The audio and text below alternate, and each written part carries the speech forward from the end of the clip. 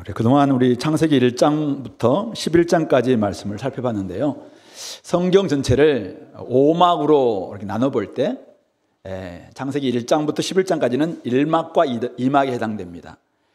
창조와 타락, 바로 그런 부분들을 다루고 있죠. 창세기 12장부터 이제는 말라기 4장까지가 3막, 이스라엘을 통한 하나님의 구원이고, 아마 4막, 5막이 이제 신약 성경이겠죠. 예수님이 오셔서 어떻게 구원을 성취하셨는가, 그리고 예수님의 다시 오심에 대한 이야기, 다시 오시면 이 땅에서 온전한 하나님 나라가 이루어진다라는 이야기를 이제 우리 5막에서 다루고 있는 것이죠. 창조와 타락, 또 타락으로 말미암은 인간의 죽음, 그런 문제를 앞에서 우리가 살펴봤는데요.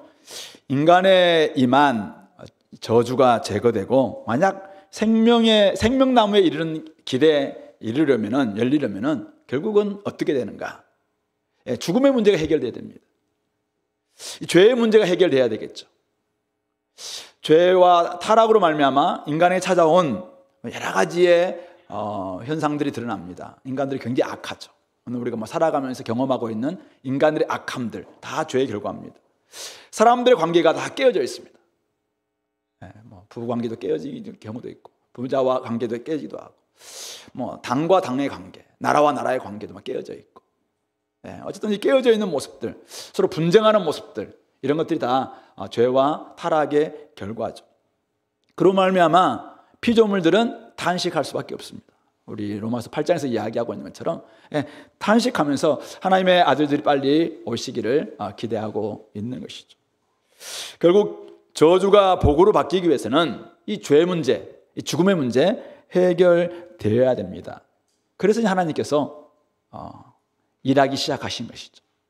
창세기 11장 우리 지난 시간에 봤던 것처럼 아브라함을 아브라함을 불러서 이스라엘을 창조하시는 역사, 이게 창세기 12장부터 민수기, 신명기까지 이야기했죠.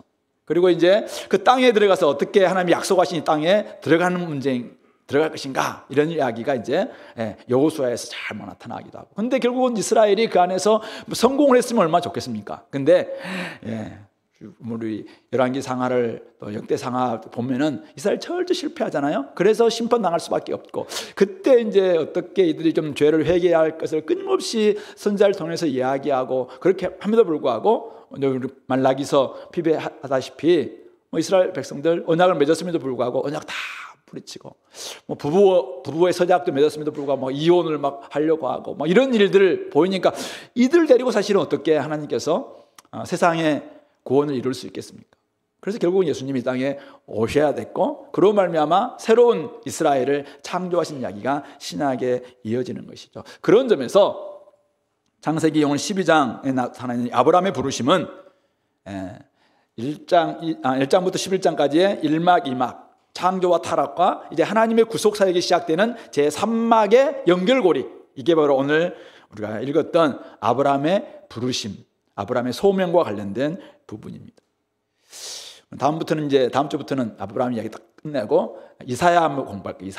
이사야 40장부터 한번 우리 볼 텐데, 이사야를 통해서 하나님께서 어떻게 이스라엘을 새롭게 남은 자를 통해서 회복하려고 하시는가, 그러면서 예수님에 대한 이제 소망 이야기를 이사야 40장부터 다루고 있거든요. 그런 이야기를 다음 주부터 한번 살펴볼 텐데요. 자, 어쨌든 하나님은 지금 온 세상, 온 피조물, 온 나라, 백성, 민족, 열방이 구원받기를 원하시는 것이죠. 다 지금 무너져 있죠. 하나님이 창조한 백성들이 지금은 깨어져 있습니다. 타락으로 말미암아 곳곳에 악한 모습들이 드러나고 이런 모습도 있는데, 어쨌든 하나님이 이들을 구원하려는 열심 가운데 누구를 불러서요? 지금 아브라함을 부르고 있다는 것이죠. 바로 이것이 이스라엘 창조하기 위한 시작입니다.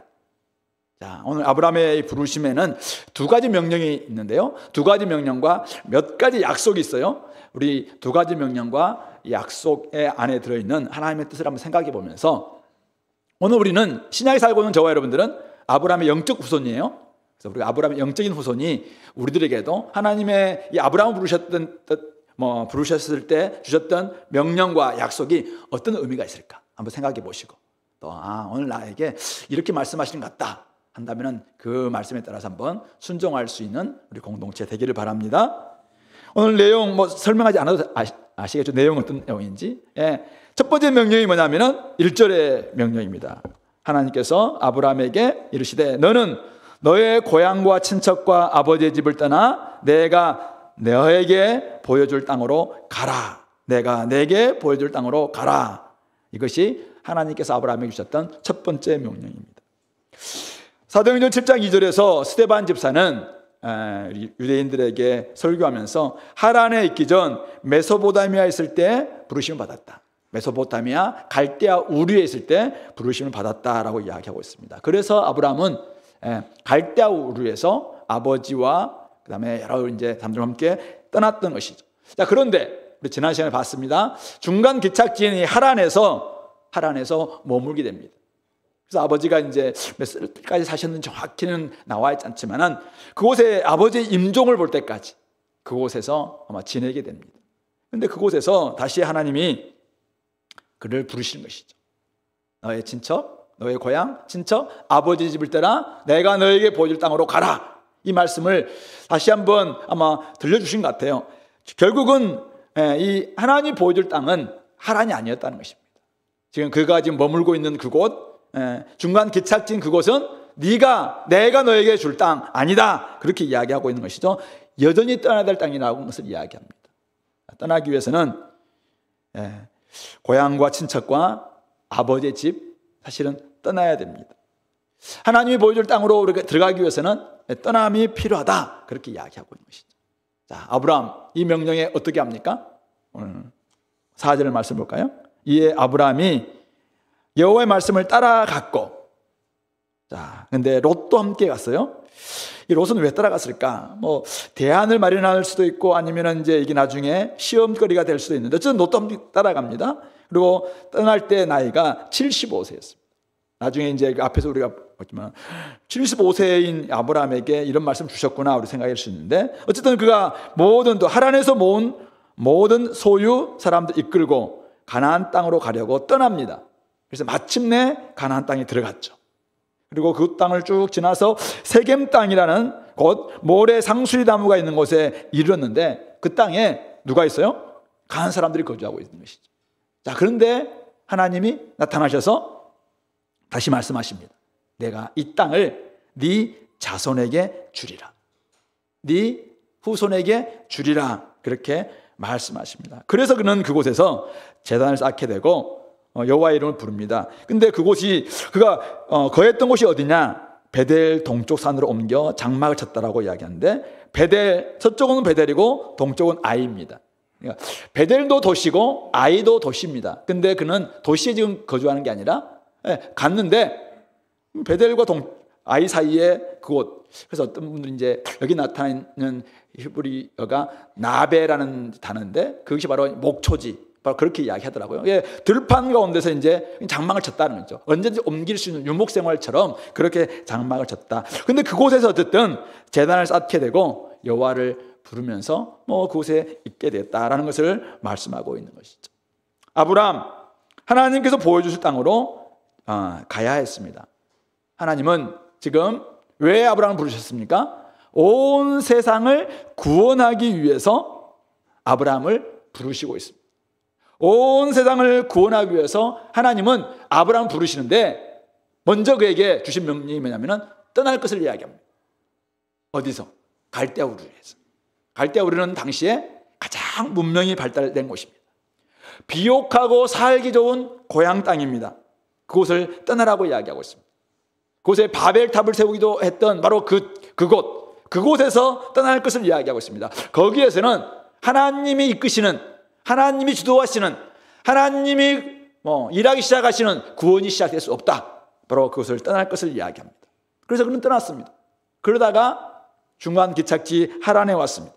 하란은 어떤 곳이라고 이야기했어요? 함께 갈대아우처럼 달신을 섬기던 곳이었습니다. 문화권이 비슷합니다.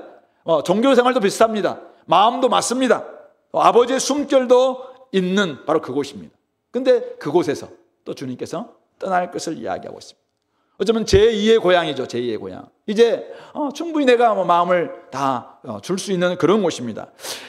자기의 소유도 있고 그도 그곳에 얻은 많은 사람들도 있는 바로 그곳입니다. 마음을 주고 정주하고 싶은 곳, 바로 이곳 하란입니다. 그런데 그것도 떠날 것을 말씀하고 있습니다. 거기에서는 하나님의 뜻을 이룰 수가 없기 때문이죠. 거기에서는 하나님 나라가 시작될 수 없기 때문에. 왜냐하면 하나님 나라는 하나님이 주도하시는 나라가 되어야 되는데, 여기는 인간의 주도가 인간의 이름을 드러내기 위해서 끊임없이 바벨탑이나 쌓고 양육 강식이 지금 막 이루어지는 그런 곳이니까 그곳에서는 함께 주님의 나라를 이룰 수가 없는 것이죠. 그래서 떠날 것을 이야기합니다. 아브라함의 부르심은 하나님께서 주도하시는 구속 역사의 시작입니다. 그러므로 자기에게 익숙한 환경, 문화, 생활에서 떠나야만 온 세상을 향한 하나님의 구원의 역사가 시작될 수 있다라는 것을 말하고 있는 것입니다. 주님이 지금 떠나라고 하는 곳은 어떤 곳인가? 인간의 의, 자기 의가 가득한 곳입니다. 자기의 이름을 내려고 하늘 꼭대기까지 자기의 이름을 내려고 바벨탑을 쌓는 바로 그곳입니다. 그곳을 떠날 것을 이야기하고 있는 것이죠. 죄가 뭔가요? 자기 중심성이라. 자기가 최고라고 생각하는, 자기 이름을 끊임없이 드러내려고 하는 사람들, 자기의 욕심만 가지고 막 각축장을 벌이고 있는 바로 그곳, 그것은 죄가 있는 곳입니다. 그곳을 떠날 것을 이야기하고 있는 것이죠. 그래야지만이 하나님께서 온 세상을 향한 구속 사역을 시작할 수 있고, 그럴 때 하나님의 도구 이스라엘이 될 수 있고, 거기서부터 하나님을 전적이 신뢰하는 믿음이 시작될 수 있다라는 것을 말씀하고 있는 것입니다.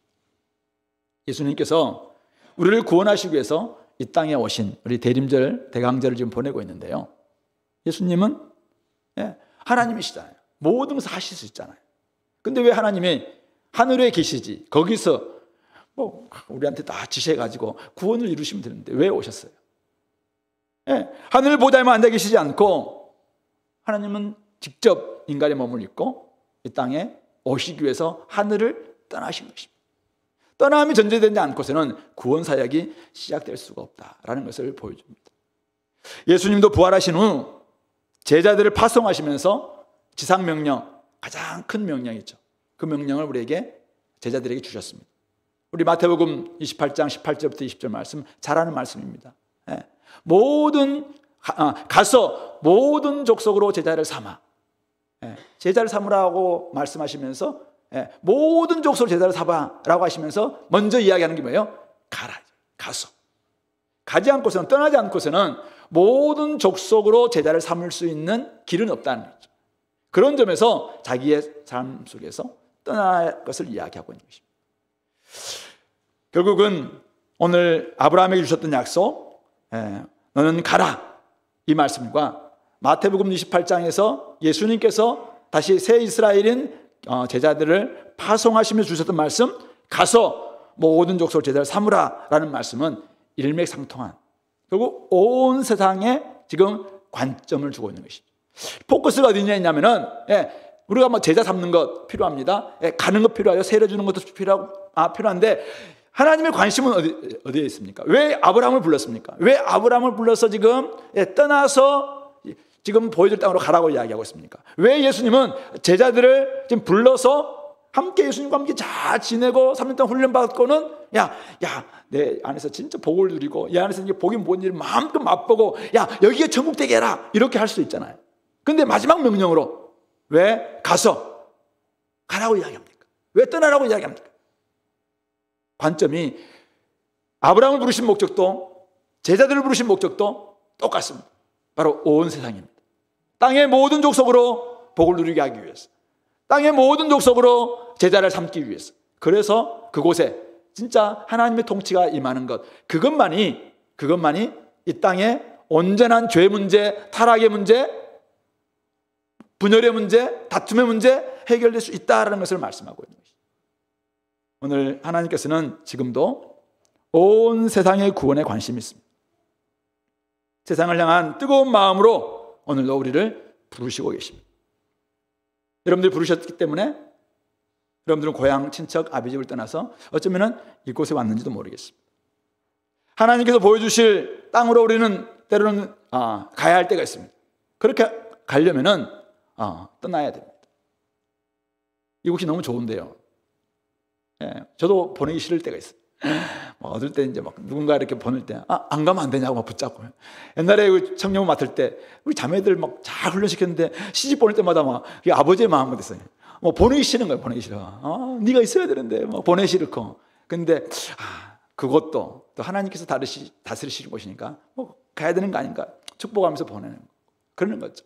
예, 열심히 우리 막 훈련시켜서 시집 오신 분들이 계세요. 우리 교회니까 막 너무 낯설고 막 눈물도 나고 그랬던 분들이 혹시 계시는지 모르겠는데, 예, 얼마나 올 때 힘들었을까요? 근데 하나님께서 이곳에 많은 사람들도 생각하면서 보내실 수도 있어요. 예, 어쨌든 아브람 하나님께서 갈대아우르를 떠나도록 하란을 떠나도록 합니다. 그때 가나안 사람이 그 땅에 거주했지만 하나님이 다시 나타나셔서 말씀합니다. 내가 이 땅 네 자손에게 줄 것이다. 자손이 보니까 아무도 없어요. 한 명도 없는데 자손에게 줄 것이다. 이렇게 이야기합니다. 제가 나이가 지금 75세인데 네 자손에게 줄 것이다. 그러니까 여러 가지 생각해 보죠. 당시의 문화 속에서는 양자로 들여서 자손이 될 수도 있고 조카도 다시 될 수 있으니까 뭐 그런 여러 가지 생각을 했겠죠. 이 말은 내가 한번 데리고 와 있는 롯도 하나의 대안도 될 수 있겠네. 아니면 함께 있는 나중에 보면 이제 또 다메섹 사람 누구 또 있잖아요. 그 사람은 대안이 될 수 있겠네. 이런 생각해 보는 거겠죠. 근데 오늘 어쨌든 그가 하나님께서 이런 말씀을 주시면서 떠날 것을 말씀하고 있는 것입니다. 하나님께서 새롭게 창조하실 백성으로 구원을 시작하시겠다. 그러기 하기 위해서는 먼저 뭐하라? 떠나라. 그렇게 이야기하고 있습니다. 오늘 설교가 떠나라라는 것입니다. 여러분들에게 주분에게 있지 말고 떠나라 이 말일 수도 있고, 여러분들이 익숙한 곳에서만 머물지 말고 떠나라. 아침에 제가 이 말씀 했더만 제가 지금 은혜 받고 목사님 알겠습니다, 제가 떠나겠습니다 하고 아까 설교 끝나자마자 이야기하고 있던데, 그래서 내가 만나자 이야기했어요. 어디로 가려고 하는지 한번 들어보려고. 떠남은 익숙한 것들에서 벗어남을 의미합니다. 익숙한 곳에서는 믿음이 들어설 자리가 없습니다. 하나님도 외면당하기 일수인 곳, 그것이 바로 익숙함이죠. 여러분들 잘 아는 거죠. 잘 아는 곳. 내 나오바리. 여기는 내가 이겁니다. 부산 가면 마음이 굉장히 편해요. 부산 가면은 뭐 특히 옛날에 영도 오랫동안 살았거든요. 영도 가면은 어디에 뭐가 있는지 다 알거든요. 거기 제가 막 기도하면서 하나님 아버지 내가 뭐 이렇게 하겠습니까? 그건 내가 다 아는데. 그러니까 어떻게? 근데 서울에 오니까 너무 낯설어요. 그래서 잘 못 나가죠. 제가 지하 지금 잘 못 나가고 맨날 머물러 있는 것도 잘 못 나요. 그러니까 하나님 아버지, 이 서울 사람들 무서워요. 이곳에 모여 있는 서청 사람들은 더 무섭고 막 그래요. 근데 저를 보내주신 이유가 뭡니까? 그래서 기도하라고 하니까 막 여기서 기도만 하는 거잖아요. 제가 기도하면서 하나님 아버지 이곳에 나를 보내신 이유가 뭡니까? 저는 촌놈인데, 내가 옛날 박 목사님 저를 부를 때 그랬어요. 저는 저 촌에서 살아가지고 서울 잘 모릅니다. 그러니까 이야기하시더라고. 다 촌 사람들밖에 없다. 이야기해서 제가 오기는 왔는데 촌 사람들뿐만 아니라 뭐 서울 사람들 많잖아요. 근데 어쨌든 뭐 익숙한 곳은 아니에요. 그러니까 기도하죠. 그래서 하나님 앞에 늘 두렵고 떨림으로 제가 막 사역하고 있거든요. 아세요? 그래요. 우리 사람 가운데서 익숙한 곳에서는 믿음이 발휘가 잘 안 되죠. 익숙함은 우리를 편하게 만듭니다. 근데 또 하나는 하나님 주신 약속까지도 의지하지 못하게 하는 함정이 그곳에 있어요. 익숙함. 그래서 우리는 익숙함에서 벗어나야 됩니다. 익숙함은 계속 있다 보면 옛것이 돼요. 익숙한 것이. 그래서 옛것에서 과감하게 떠날 필요가 있습니다. 떠나려고 할 때마다 우리에게 이제 앞이 잘 안 보이잖아요.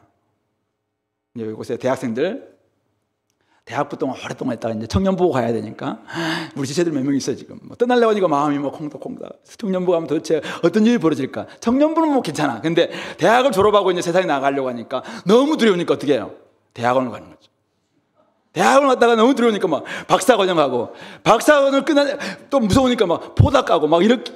그런 분들은 어떻게 계시지 않겠지만은 혹시 어떤 사람들 그러더라고요. 옛날에 계속 세상으로 나가기 너무 무서우니까 훈련만 받는다라고 그렇게 이야기하는 어떤 선교단체 간사님이 저한테 막 이야기하더라고. 자기 선교단체 자매님들은 좀 세상으로 나가면 좋겠는데 두려우니까 우리나라에서 훈련받고 저기 어디 가서 훈련받고 하와이에서 받고 그다음에 캐나다 받고 뭐 스위스 가고 계속 훈련만 받는다 뭐 그렇게 하면서 나한테 막 이야기 하소연하는 간사님이 계셨어요. 오늘 우리 삶도 마찬가지예요. 익숙함에서 벗어나려고 할 때마다 두렵죠, 사실은. 앞에 안 보이니까. 그래서 우리 졸업하려니까 두려워요.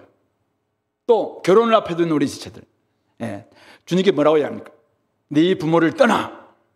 아니, 부모님 어떻게 떠나냐. 근데 결혼은 부모를 떠나서 두 사람이 함께 하나가 될 수 있는데 못 떠나는 거죠.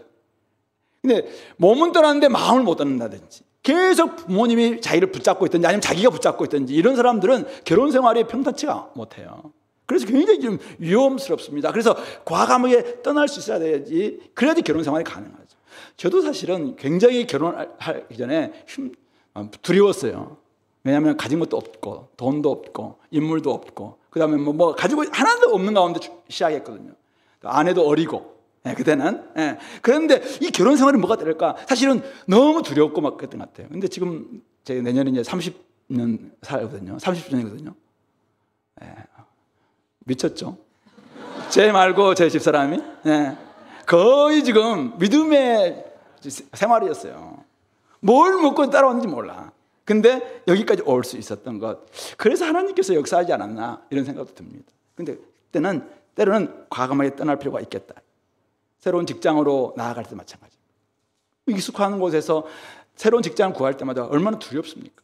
근데 어떻게 해요? 거기서부터 또 하나님께서 일하시려는 어떤 계획이 있다면 떠나야죠.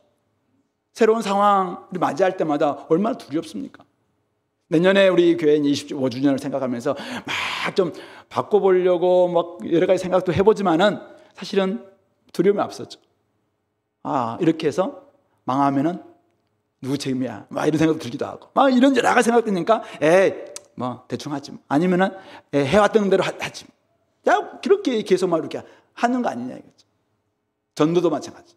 지금 세상은 바뀌고, 지금 시절은 너무 바뀌었고, 상황은 너무나도 바뀌고, 막 이렇게 하는데 옛날 해왔던 거 밖에 몰라요. 그러니까 끊임없이 그것만 막 이렇게 하고 있는 우리 모습은 아닌가. 제가 어제 이제 LTC 32기 수료식 하면서 좀 내보내면서 이들을 14주 동안 이제 붙잡고 있다가 이제 내보내면서 제가 전도에 대한 이야기 잠깐 했습니다. 저도 힘들더라. 근데 전도는 3가지 방식으로 참여할 수 있다. 가서 무조건 출석만 해라. 한마디 하지 말고 출석만 하면 좋다. 그래도 4주 동안 참석하기도 힘들다면 적어도 뭐 2번만 참석하면 출석 좀 해라. 이게 굉장히 힘이 된다. 2번째는 가서 딴 사람들 복음 전하는 못한다 해도 옆에 있는 사람한테 기도만 해라. 기도. 2번째 여기 방식이다. 기도하다 보면은 옆에 사람들에게 얼마나 힘이 될 수 있겠습니까? 그래서 기도만 해라. 그리고 3번째가 이제 가서 한번 말 걸어보는 거야. 전도 안 해도 좋다. 저도 처음에는 전도 안 하고 3가지 목적 때문에 나갔다고 했잖아요. 하나는 한 번도 교회를 안 가본 사람들에게는 기독교가 뭐다 전해주기 위해서. 그 다음에 2번째는 기독교를 너무 오해하고 있는 사람들이 많더라고요. 오해하고 있는 사람들에게는 오해 풀어주려고. 그래서 유사품 때문에 기독교를 잘못 알고 있는 사람들에게 정품은 이거다. 이거 알려주기 위해서. 3번째는 교회 때문에 너무 상처받는 사람들이 많았어요. 그래서 내가 죄송합니다. 제가 막 사과하기 위해서 나가더라고요. 그래서 교회가 목사가 잘못했습니다. 그래서 늘 막 제가 여러 사람에게 했다고 제가 이야기했어요. 그래서 이런 목적 하다 보면은 말하면서 결국 내가 알고 있는 게 저 사람들보다 훨씬 더 많이 알고 있네? 이런 걸 알 수 있고, 이게 하다 보니까 이게 노방전도 하면서 사람 만나는 연습들이 관계전도의 시작이더라고요. 한 10분, 20분, 30분 정도 이렇게 만나는 게 결국은 관계를 어떻게 맺어가는가라는 것을 풀어가는 하나의 길이다라는 걸 지금 깨닫게 됐어요. 그런 점에서 한번 이것은 익숙하지 않아도 그동안 내가 한 번도 안 해봐도 한번 해보자. 하다 보면은 거기에서 결국은 어떻게 해요? 모든 사람들을 구원하기 위해서 하나님께서 복음을 주셨는데, 복음은 들려주든지 보여주든지, 보여준다 할지라도 이게 막 우리가 열심히 연극을 해요. 근데 이제 사람들이 못 깨달을 수 있다면 어떻게 이거는 이런 뜻이야 라는 것을 마지막에 한마디 해줘야 안 되겠냐 이거죠. 그런 점에서 복음은 결국은 말로 할 수밖에 없어요. 그래서 이것을 우리가 하기 위해서 익숙하지 않은 환경이라도 한번 나가보자 라는 것입니다. 사실 내 앞에 안 보이면 두렵죠. 근데 오늘 아브라함은 어떻게 이 두려움을 극복하며 갔을까요? 오늘 힌트가 있어요. 자, 4절에 나와 있습니다. 이에 아브라함이 여호와의 말씀을 따라갔고, 그리고 쭉 가서 7절, 여호와께서 아브라함에게 나타나사 이르시되 내가 이 땅을 네 자손에게 주리라. 하나님의 말씀이 함께 하더라는 것입니다. 예수님도 제자를 파송하실 때, 야 너희들 한번 그동안 훈련 잘 받았지? 가서 한번 실패 좋으니까 만땅에 한번 헤딩해봐. 그냥 보냈나요? 예, 내가 세상 끝날까지 너희와 함께 하겠다. 성령께서 함께 하시고, 말씀이 함께 하시고, 주님께서 여러 방식으로 함께 하신다 약속하고 계시는 것입니다.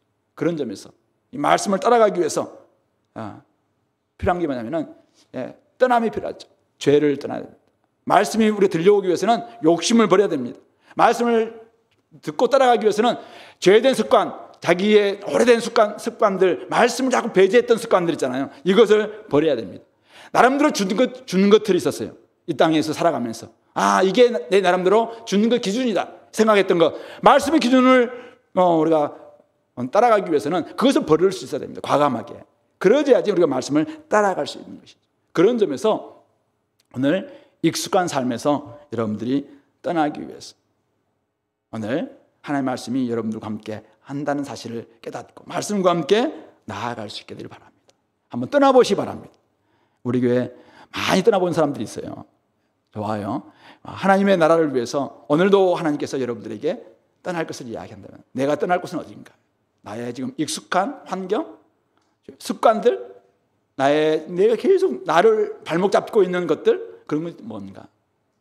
이거 한번 생각해 보면서, 그래야지 그 다음 두 번째 명령, 너는 복이 될지라. 이 복으로서 많은 사람들에게 흘려보낼 수가 있게 되는 것입니다. 두 번째 명령이 바로 2절 3절에 나와 있는데요, 내가 너로 큰 민족을 이루고 내게 복을 주어 내 이름을 창대하게 하리니 너는 복이 될지라. 이게 두 번째 명령입니다. 너는 복이 될지라. 이 복이 될지라라는 명령을 주시면서 주님께서 그냥 이렇게 주는 게 아니라 약속을 다 주시는 것이죠. 몇 가지 약속입니까? 첫 번째 약속은 너로 큰 민족을 이루겠다는 약속입니다. 여기서 큰 민족은 우리 12장 2절에서는 큰 민족이라고 번역되어 있지만 우리 한 구절 볼래요? 출애굽기 32장 볼래요? 출애굽기 32장. 출애굽기 32장.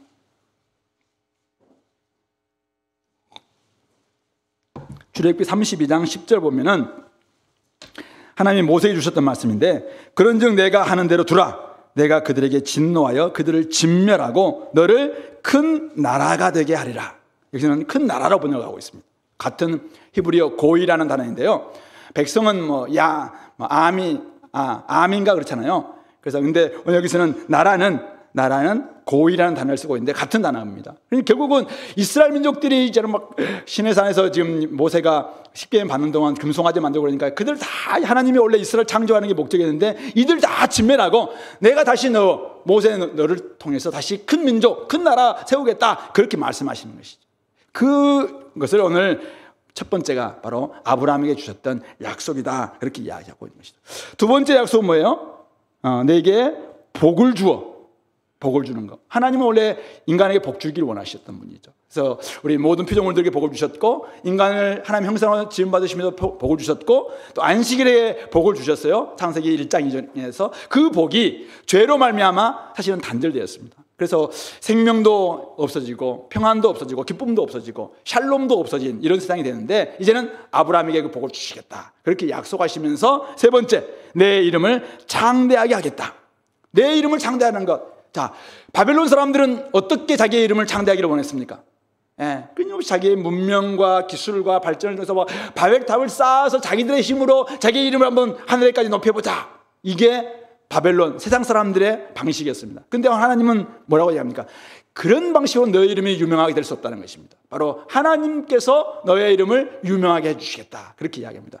하나님의 역사로 말미암아 네 이름을 유명해 주겠다. 네가 나의 명령에만 순종한다면 내가 너의 이름을 유명하게 해주겠다. 너의 이름을 창대하게 해주겠다. 하나님 나라에서 빛나는 이름이 돼 주겠다, 그렇게 약속하고 있는 것입니다.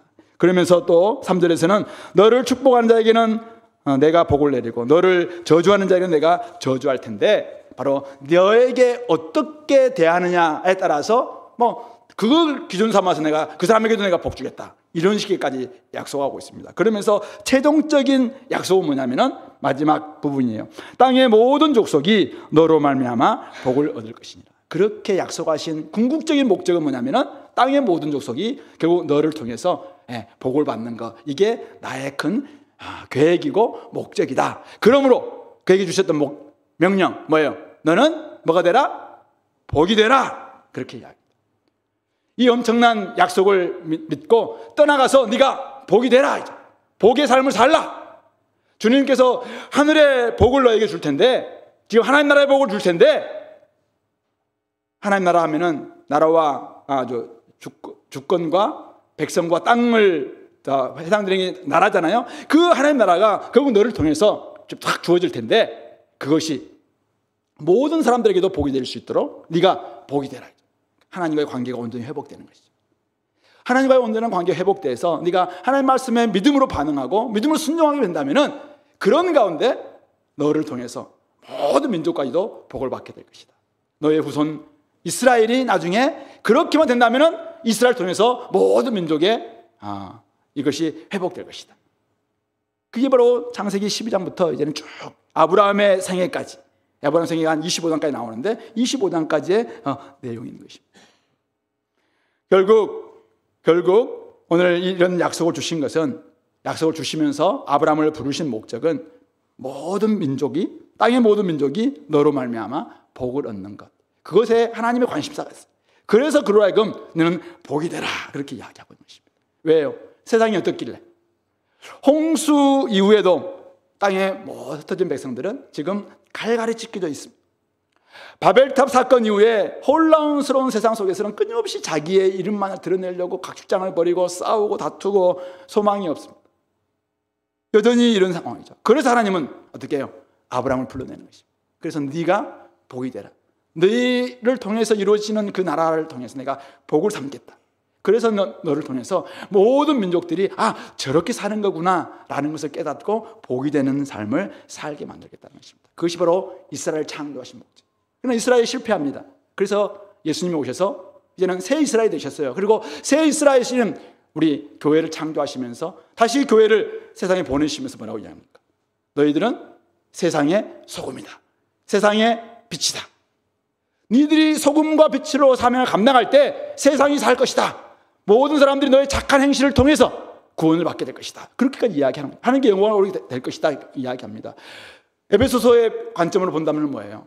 우리로 하여금 하나님께서 포이에마 새로운 하나님 피조물 걸작품을 만들어서 딱 세상을 보내시면서 이렇게 하는 목적은 이전부터 하려고 했던 네가 선한 행실을 통해서 많은 사람들이 주님 앞으로 이제는 회복되는 것, 그것을 내가 기대하는 것이다.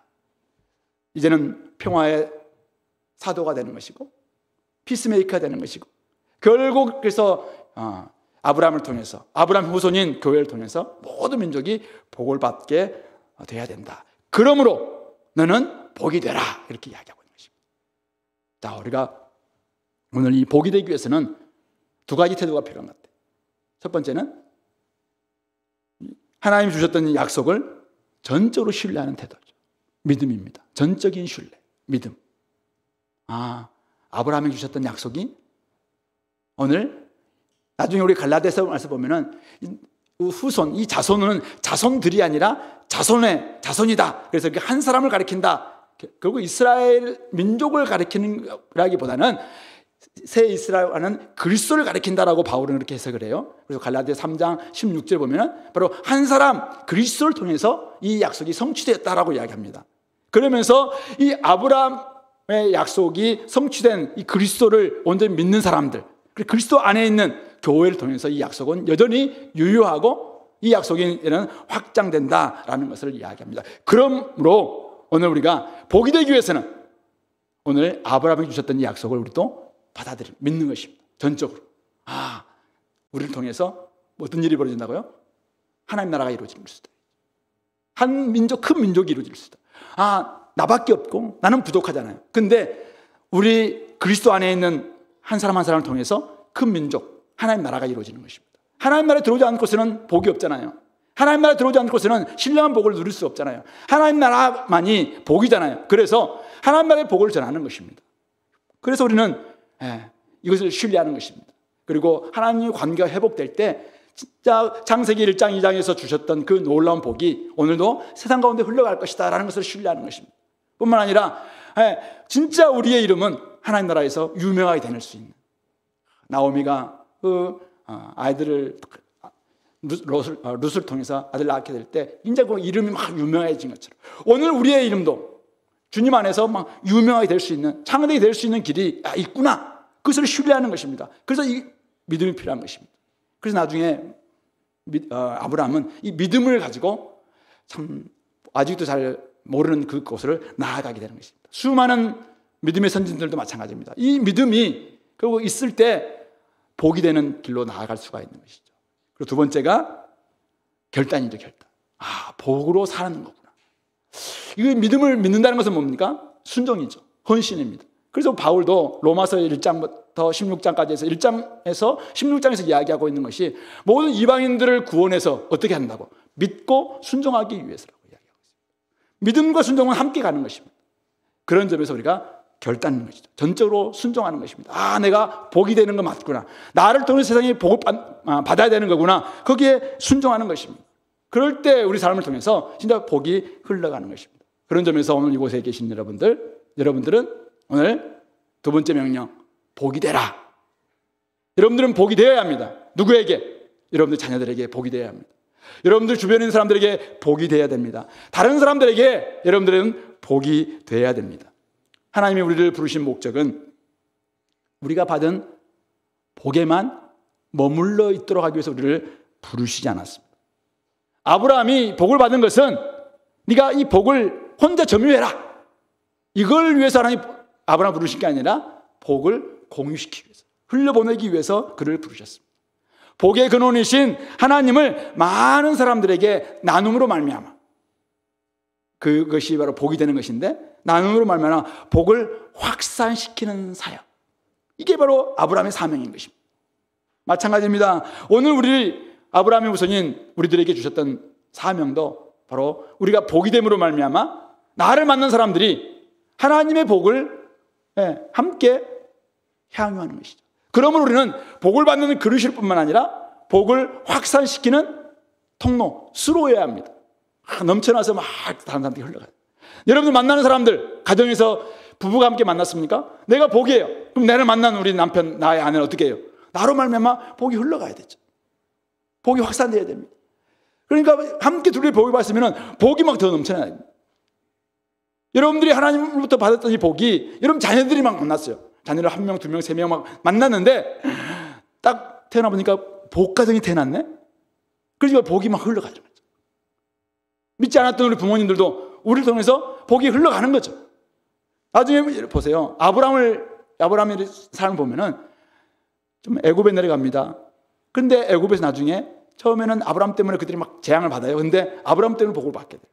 또 나중에 그랄 땅에 가서 또 막 아내를 뭐 속이기도 하고 믿음의 삶을 잘 못 살기도 해요. 근데 결국 나중에 그 땅도 그것도 복을 받게 되고, 아브라함 후손인 뭐 이삭이나 야곱이나 또 우리 요셉 같은 경우도 그들이 가는 곳곳마다 하나님 함께 하심을 통해서 그들이 막 복 받는 이런 일들이 막 일어나고 있는 거죠.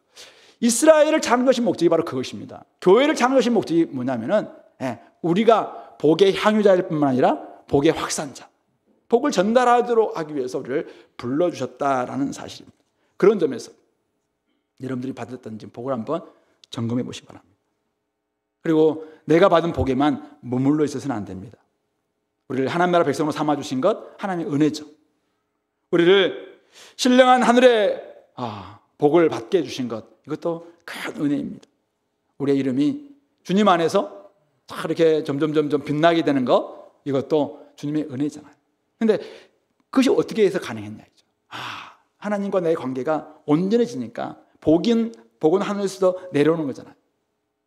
모든 신령한 은사, 좋은 것들 다 빛들의 아버지로부터 내려오는 것이다 라는 것이 우리 기독교가 고백하고 있는 정신이고 태도잖아요.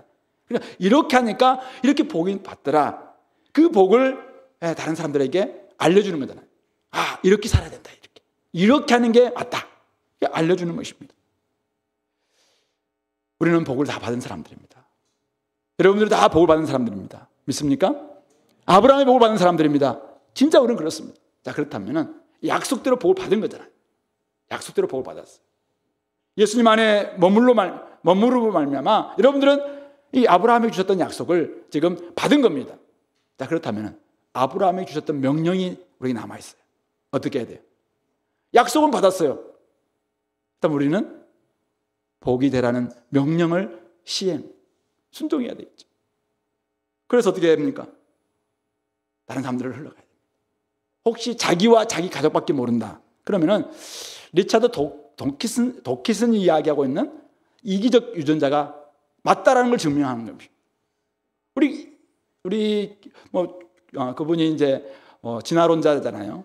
무신론적 진화론자, 엄청난 우리 기독교를 가짜라고 이야기하면서 이 역사를 보니까 기독교가 행한 것들 봐라 하면서 만들어지신 제가 읽으면서 이거는 과학책이 아니라 거의 그냥 문학책처럼 막 너무나 그쪽으로 논리적인라기보다는 제가 보기에는 좀 물론 우리 기독교 잘못한 게 너무 많아요. 근데 그걸 가지고 막 이야기하더라고요. 근데 만약 우리가 그렇게 살았는데 자기밖에 모르고 자기 가족밖에 모른다 그러면은 그분이 이야기하고 있는 이기적 유전자가 맞는 거잖아요.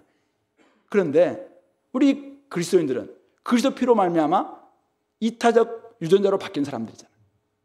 그래서 우리가 복을 누릴 뿐만 아니라 다른 사람들에게 복을 흘려보내는 그런 사람이 돼야 되는 거 아니냐.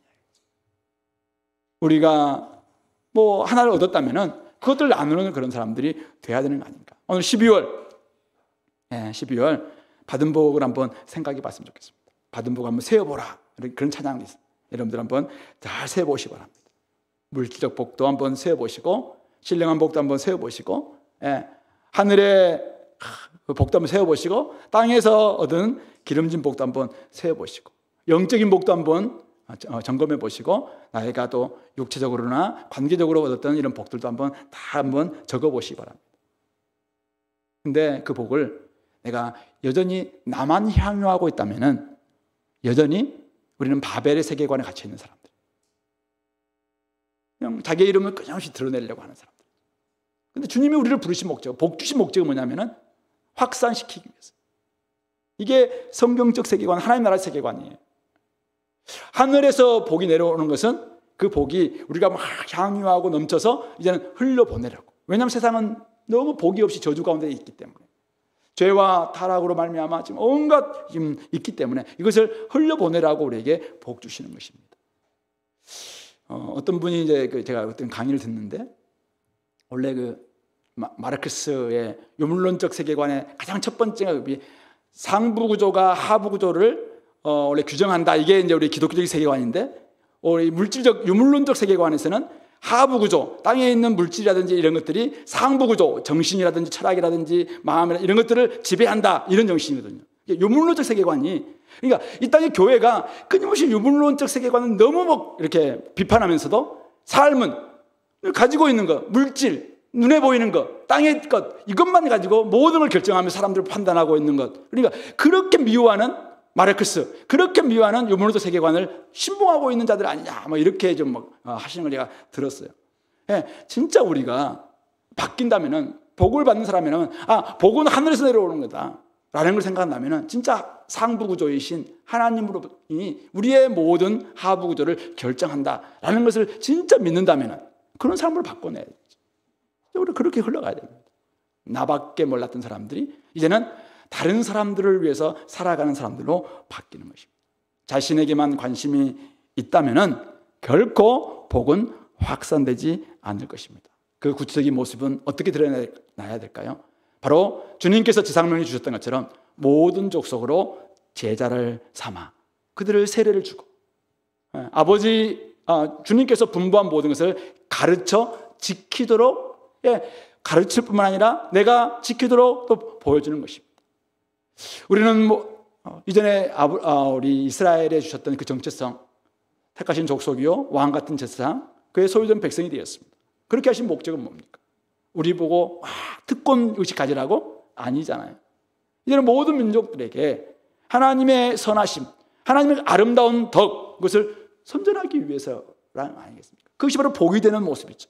그래서 내가 성령 안에서 누리고 있는 의와 희락과 평강, 이게 하나님 나라의 어떤 열매들이니까 이것을 그들에게도 보일 수 있도록 어쨌든 그들에게 복음이 흘러가서 제자를 삼고 모든 족속들도 결국은 이 복음 안에 들어와서 하나님 관계만 회복된다면 진짜 서로 간의 관계가 회복되더라.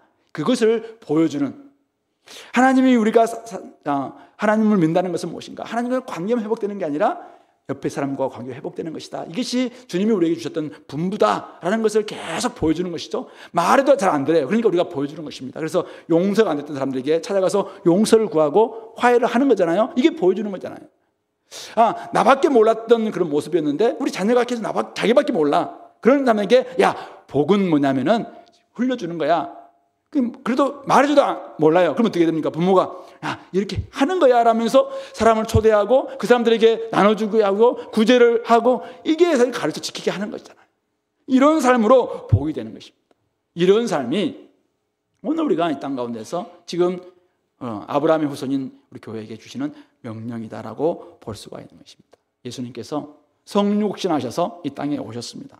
오셔서 그냥 너무 신기해서 세상 구경만 하고 너무 바빠서 그냥 깜빡 이 땅을 위해서 이타적으로 자기를 희생하는 삶을 살지 않았다면 어떻게 일이 벌어졌을까요? 이 땅에는 평화가 없었을 것입니다. 이 땅에는 생명이 없었을 것입니다. 이 땅에는 구원이 없었을 것입니다. 이 땅에는 복이 없었을 것입니다. 그러나 주님은 이 땅에 하나님의 구속 사역을 감당하기 위해서 떠나셨고 하늘을 떠나셨고 성육신하셨고 오셔서 이타적으로 사셨습니다. 화평을 만드셨습니다. 한 세 사람을 지으심으로 분열된 이 땅을 하나로 만드셨습니다. 그곳에 하나님의 통치가 임하게 되는 것이죠. 그러므로 예수님을 받아들인 사람들에게는 복이 막 흘러갔습니다. 여전히 예수님을 받아들이지 않고 저주하는 사람들에게는 그 저주가 계속 머물 수밖에 없는 것입니다. 하나님은 오늘 우리에게 땅의 모든 족속이 복받기를 원하시는 마음에서 네가 복이 되라 그렇게 이야기합니다. 약속을 주시면서 아브라함이 줬던 약속 다 너를 통해서 흘러갈 것이다. 제발 좀 복이 되라라고 이야기합니다. 너희가 있는 그곳이 어디니? 그곳에서 복이 되라. 네가 학교 그곳 네가 가서 복이 되라. 그러면은 약속은 다 지금 주어져 있어요. 그것이 흘러가게 될 것입니다.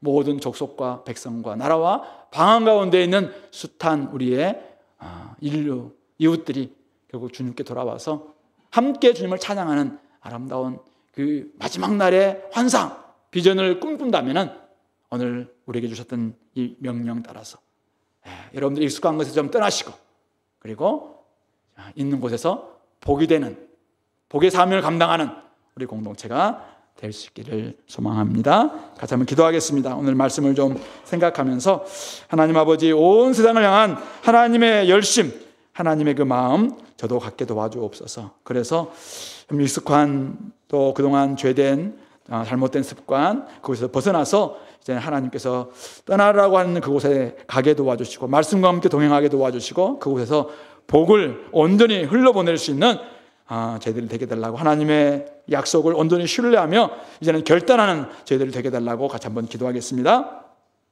하나님 아버지 은혜를 감사합니다. 오늘도 우리를